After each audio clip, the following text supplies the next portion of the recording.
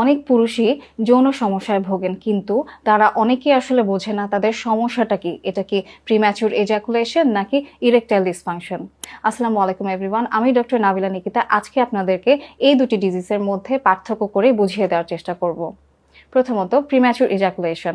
যখন কোনো পুরুষের যৌন মিলনের 2 মিনিট বা তার কম সময়ের মধ্যে বীর্যপাত হয়ে যায়, এটাকে আমরা প্রিম্যাচুর ইজাকুলেশন বলছি। এক্ষেত্রে তার ইরেকশন বা লিঙ্গ উত্থানটা কিন্তু ঠিক থাকে, তবে তার বীর্যটা তাড়াতাড়ি আউট হয়ে যায়।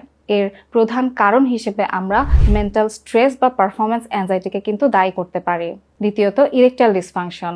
এটা যখন কোনো পুরুষ তার যৌন মিলনের সময় লিঙ্গ উত্থানটাকে ধরে রাখতে পারে না, তখন আমরা এটাকে ইরেকটাইল ডিসফাংশন বলছি।